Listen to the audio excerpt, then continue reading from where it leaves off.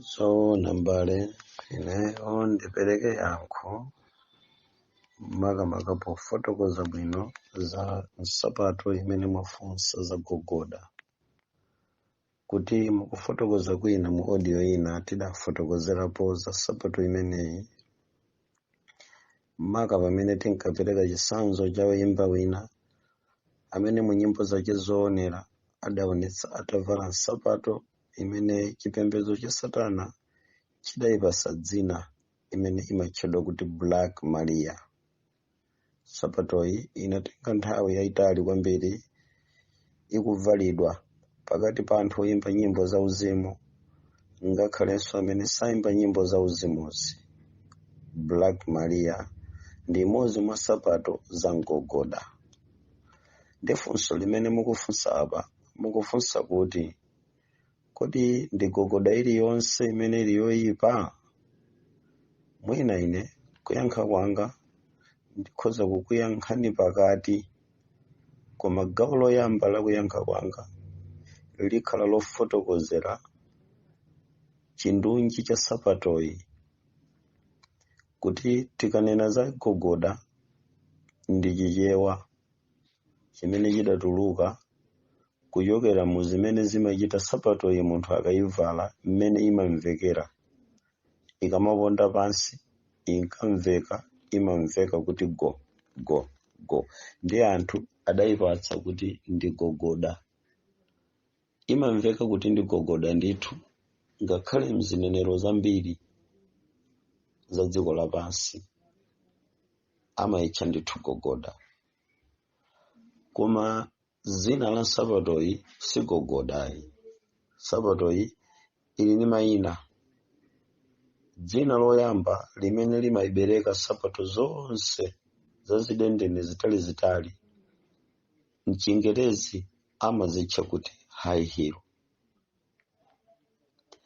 Mbiri ya nsapato imeneyi inabwera ndi unyado, dama limene lidayamba kuchitika pakati pa kagulu koyambirira kamene kadayambitsa gule amene inu ndi ine timamutcha kuti beauty contest, mpikisano wa azimayi okongola.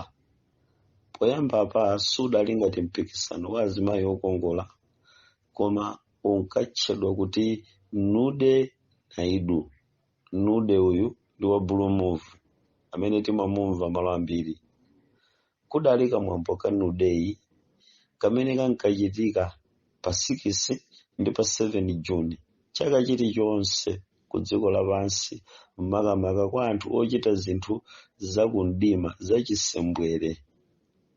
Akakumana kumeneku ndi kumene kudayambira mpikisano wakavalidwe, koma amene ankapita kumeneku ndi kuyang'anira kanude seremonika kudali likulu la kagulu kena kamene kamatchedwa kuti nakedness worship, chipembedzo cha anthu osavala. Kachipembedzo kameneka sikadali kokhayi, kanali kuyandikira kwambiri ku satanic worship, koma yokhuzana ndi chisembwere. Ambiri wopita kukaonerera nawo mwambo wa nudeyi ankapita atakonzekera kukapeza azimayi oti akagone nawo. Kumwambo umenewu mwachidule kunkapita anthu osokonekera ogwidwa ndi ziwanda za chisembwere. Ndi kumene nsapato iyi idayamba kuoneka. Chinali chizindikiro cha anthu otayika a dziko lapansi nzaka zakalekale. Gulu la azimayi akamuona ankamutcha kuti nudeyi. Nudeyi uyu ndiye mweyo amene timamumva ife nude show, zinthu zija zokhuzana ndi chisembwere, ma Blue Move, kumene kumachitika chisembwere chopanda nacho umunthu, chachikunja cha ziwanda. Kogule ameneyo ndi kumene kudayambira kupikisana kukongola kwa anthu okhala ku dziko lapansi makamaka azimayi. Ndiko kumene kudayambira sapato imene inkatchedwa kuti high heel.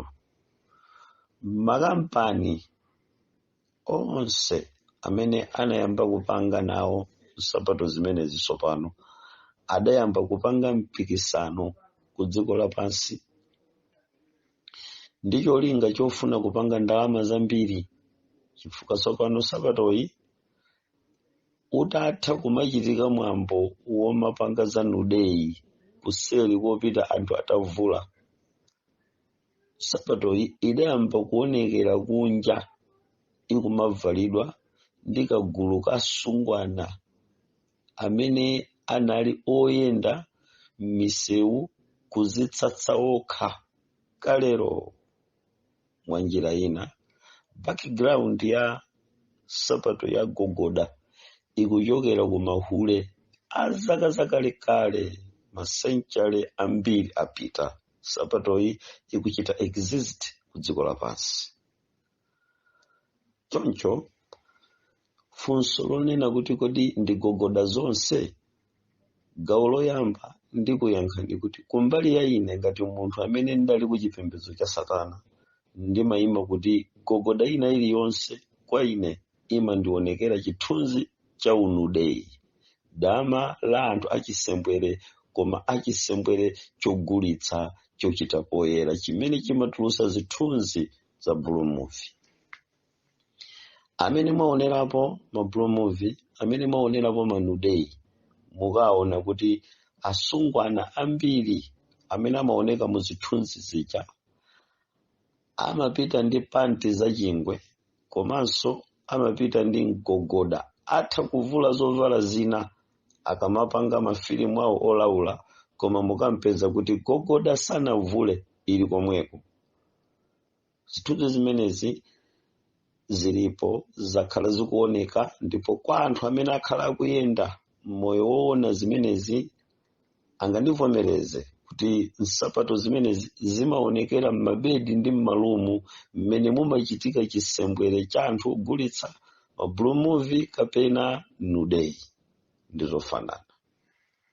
Choncho yankho lakuti inde sapatoyi si yabwino sili kuchokera ku yankho la anthu onse ku dziko lapansi nkaganizidwe ndi mchibadwidwe cha anthu tonse, koma likuchokera kwa ine amene ndidakhalapo ku chipembedzo cha Satana ndikuzindikira chiyambi ndi zochitika za sapatoyi ndi malo amene sapatoyi imapezeka mchikunja. Ina ndichosa chidwi, ima ndichosabe chidwi, ndipo sindilakalaka kapena kufuna kuti wina atavala koma akupanga za Mulungu. Ndikadakhala mtsogoleri ine wa mpingo wanga, ndatsegula mpingo pano, bwerani anthu tidzayambe mpingo pano, ndasankha atsogoleri pano mu mpingo wangawo, kadakhala kuti ndili nawo nkadayika lamulo loletsa gogoda, chifukwa kukanakhala kuti ine ngati mbusa wotembenuka mtima ndatsegula mpingo koma ndikuchokera ku chipembedzo cha Satana, kuiona gogoda mukadakhala kuti mukundikumbutsa kale langa, nkadayiletsa mtheradi, nkadathamangitsa. Ngakhale lero mutayesera kundisankha ubusa ndikukhala mtsogoleri pa tchalichi, kaya mwina nsadayambe kuphunzitsa kapena kupanga sabata sukulu, ntchito imene ndingamagwire ndikuyima pa geti kulondera nudeyi, kulondera gogoda, kulondera sapato yaitali imene imachedwa kuti high heel isalowe nkachisi mwanga, chifukwa ine ngati mtsogoleri woti ndatembenuka mtima koma ndikuchokera ku chipembedzo chicha chakale, ndine mdani wamkulu kwambiri wa zinthu zimene zimakumbutsa kale langa la chipembedzo chakale chakundima. Gogoda ili mugulu limeneli. Gawo langa loyamba ndi limeneli. Koma kupita mozama pa nkhani yokhuzana ndi gogoda, mpingo wa Mulungu timvane tsopano pano. Nsapato imeneyi inagawika gawo lachiwiri mmene inayamba kumapezeka pakati pa dziko lapansi anthu osalakwa, osakhala nawo mchikhalidwe chachikunjachi, anayamba kuivala ngati imodzi mwa fashoni. Kotero bizinesi ya sapatoyi itayamba kufika patali, tsopano inayamba kupasidwa mayina nsapatoyi. ndiye inu ndi ine lero tiye timve kunena kuti tsopano anthu anayamba kuyivala sapatoyi ngati chimodzi mwa fashion ku dziko lapansi, mosatengera kuti anthu ni mahule kapena si mahule. Muchinsinsi cha sapato imeneyi amati akanena kuti high heel, ndiye kuti high uyu ali ndi kutanthauzira kwakukulu kwambiri kumene madimoni amakachita mu mzimu wa high. High ndi pamwamba ndithu, unyado, kuyerekedwa, matama kapena kuzikuza kumaonekera mu nsapato ya gogoda. Chokhacho chongovala chachitali mwapita kale pa high, mukuposa mzimu woposa wosafanana ndi wina umayamba kuonekera ngakhale mkati mwa matupi a anthu amene avala, amene anthuwo sali okhuzidwa ndi uhule, sakukhuzidwa ndi nude, koma alowa nawo m'mafashoni. Koma chifukwa kuti sapato iyi ili dzina kale lakuti high heel, ndikuti mukatenga high uyu mupeza kuti ndi wapamwamba, ndikoyambira mwa njira ina ndi kapitolo. Inu ndi ine timanena kuti ku Capitol Hill pakaphiriphiri ndithu pamene palipochokera zochitika.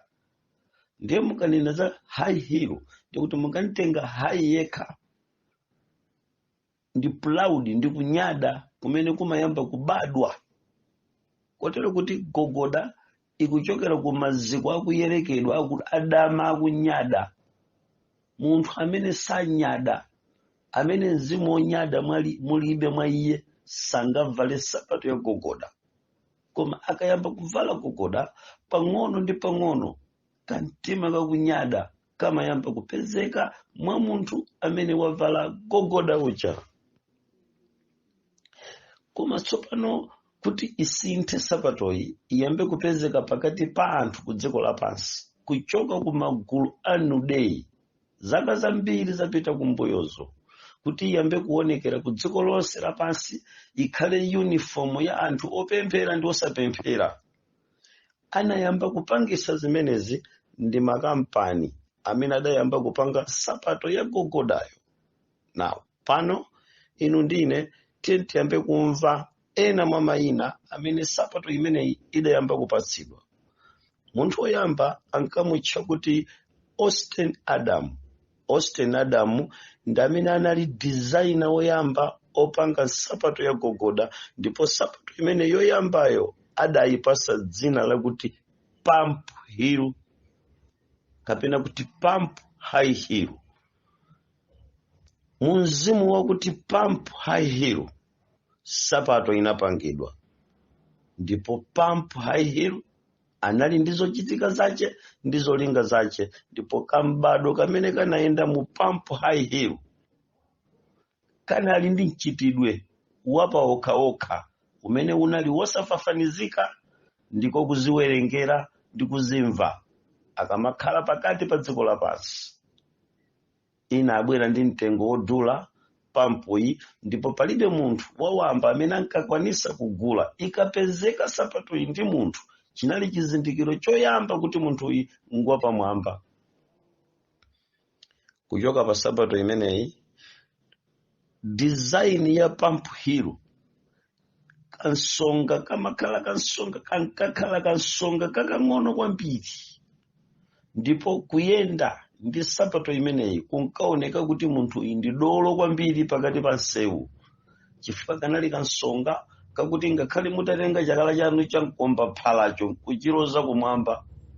Pump heel kachidendene kake kakatali mwina 2 to 3 inches, sikankafikira muyezo wa chala chamkomba phala chanucho chakula, koma chimachepera pamenepo kupita muyezo wa tsekera laling'ono kwambiri. Itachoka sapato imeneyi, panabwera sapato imene inkatchedwa kuti Kona high heel. Kona high heel kachidendeneka kankakhala ndi 3 kona, makona awiri uku kuyinkangokhala round mwa njira ina, sikanali ka 3 kona koma ndoti kamakhala ndi 2 kona yakutsogolo kukhaku, koma kumbuyo kwa chidendenechi kunkangobwera ngati round. Ndeso pano akamanena eni yake wakuti kona high heel, sikuti zimenezi ankangozifotokoza zopanda kuchita kwake ayi. Eni yakewa akati kona high heel ankaika pasipo mau akuti dark age generation. Kuchoka pa sapato imeneyi makampani ena anabwera kudzapangaso sapato ina yagogoda imene imachedwa kuti tipa toe. Tipa toe akalowesa nsapato mugogoda mu high heel, zidendene kakani zala zitatu za munthu wa mayi zimayenera kukhala panja, ndipo sapato zala zitatuzo mwachikakamizo zimayenera kupakidwa lipstick, zimayenera kupakidwa zija zimapakidwa nzala kaya kama lipstick kama tizichani zimene amapaka azimayi zima decoration za makala zimene zimakhala nzala zofira zopaka nzala, muli nazo zina amayenera kuti zionekere kutsogolo kwa zalazo.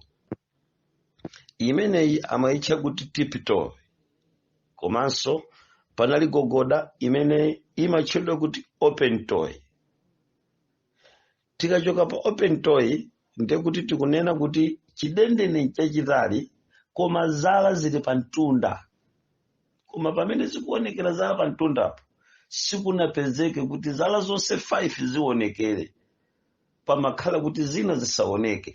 Ndiye kuonekera kwa zala zochepa kusogolo kunali ndi simbo ya chipembedzo cha Satana imene amayitcha kuti colony symbol. Tizakambirana bwino za colony symbol chifukwa kuchoka ku colony symbol tidzakafika ku mikanda imene azimayi amavala mchunu, tidzakafika solero mpaka na tidzayenda ndi kupeza zirezi zimene zimakhala mbali mwa zovala zambiri zimene anthu achizimayi amavala zimachokera ku colony symbol. Tizakambirana bwino, mwina nkukhumudwa kuti muli ndi chovala cha lezi, koma tsiku lina tidzamfotokoza bwino leziyi kuti lezi wake tikunena uti. Mukachoka pamenepa mukapeza kuti kuli dzina lina la sapato zomwezi zagogoda limene amalitcha kuti steroto. Tili ndi steroto komanso tili ndi slingback. Slingback amaphatikizana kapena kuti amayenda limodzi ndi kite. Chekere mukampeza. Koma mukachoka kumeneku makamaka mukakafika nosopano chakumusi uko ndi kumene mumakapeza kuti kuli Black Maria. Kuchoka pa sapato ya Black Maria tikapeza kuti amayitcha kuti G wages kapena kuti give me my wages, ndibwezereni ngongole yanga.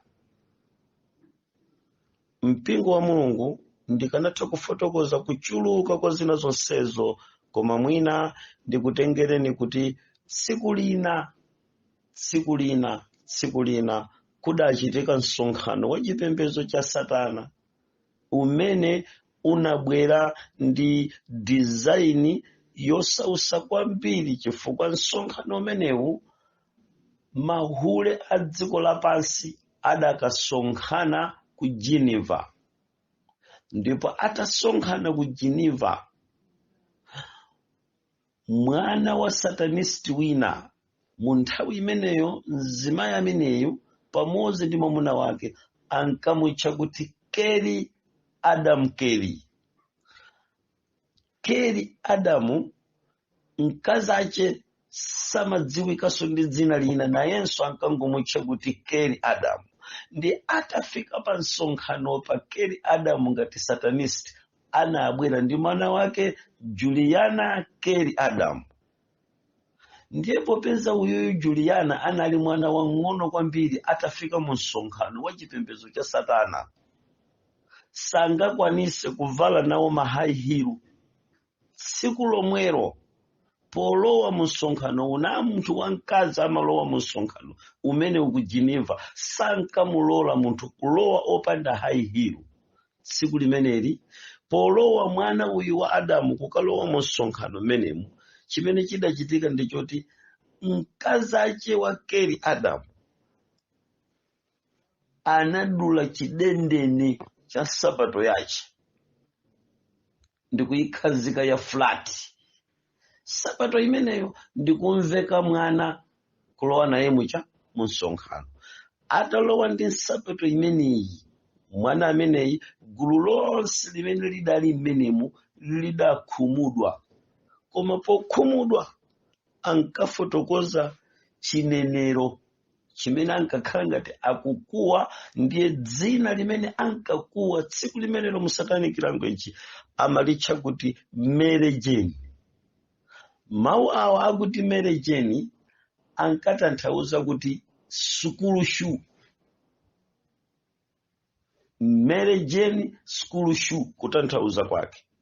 Ndiye tsiku limeneli anthu ambiri okhala kumeneku pamodzi ndi makameramani amene adalowa nawo mu msonkhano wa chipembedzo cha Satana, mmene mwana wa Keri adavala sapato yopanda chidendene.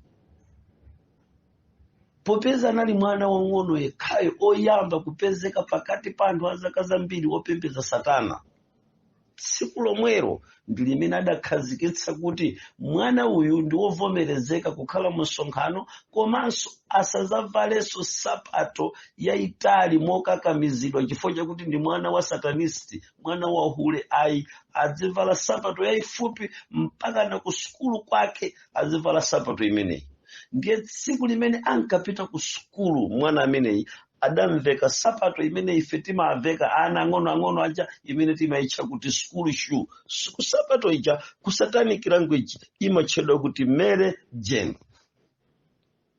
Hani iyi ndi yayitali komanso ndiyo sausa mpaka tsiku lina na Mulungu pamene tidzakhale ndi mpweya wokwanira ofotokozera ndondomeko za mitundu ya sapato za gogoda pafupi 26 zimene sitidazifotokoze kumbuyoku, zokhala ndi matanthauzo, zokhala ndi kuvuta kwake.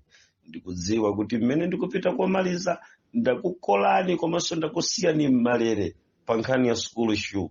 Kodi ndiyoyipa kapena ndi yabwino? Ana Mulungu, kulibe kalikonse kamene tingakapeze kolakwika ku school shoe, koma ndikufotokoza rekodi ya chiyambi chake cha sapato zimenezi, kuti kuchokera tsiku limeneli Mary Jane kapena kuti school shoe inayamba kukhala chikakamizo mu dziko lonse lapansi ku masukulu onse, ndipo sukulu imene inali yoyambirira kwambiri mu Oklahoma kukakamiza ana kuti ayambe kuvala sapato zimene zimatchedwa kuti school shoe. Ndipo kuyambira pamenepo mukapeza kuti tikati school shoe ya mwana imakhala yong'amba pamwamba apa imayambira kuzala, pakatipa paphazipa pamakhala potseguka, ndipo pamakhala lamba limene limachoka uku kupita uku. Lambalo ndi limene limatchedwa kuti Mary Jane. Mpingo wa Mulungu tikufotokoza history, koma nkhani yayikulu tikuyima kugogodaku, kuti gogoda ine kuyankha kwanga mwachidule ndibe naye chithunzi chabwino. Sindidziwa ino azibusa, sindidziwa ino azitumiki, ndanzanga onse azipembedzo zosiyana-siyana, atsogolera amipingo ya Chipente, sindidziwa mungayiweruze bwanji gogoda. Ino anzanga Mapresbyterian, sindidziwa mayiona bwanji gogoda. Ino anzathu ma Advent, sindikudziwa mayiona bwanji gogoda. Koma ine ex-satanist ndibe mbiri yabwino ya gogoda. Kotero litakhala mtsogoleri sindidzalola gogoda kuvalidwa pachali chipanga, chifukwa background ya gogoda high hero ndiye chipembedzo cha Satana kuchokera ku msonkhano wa ma beauty contest wa Nude kapena kuti Blue Move. Mpaka tsiku limenelo Mulungu akudaliseni. Amen.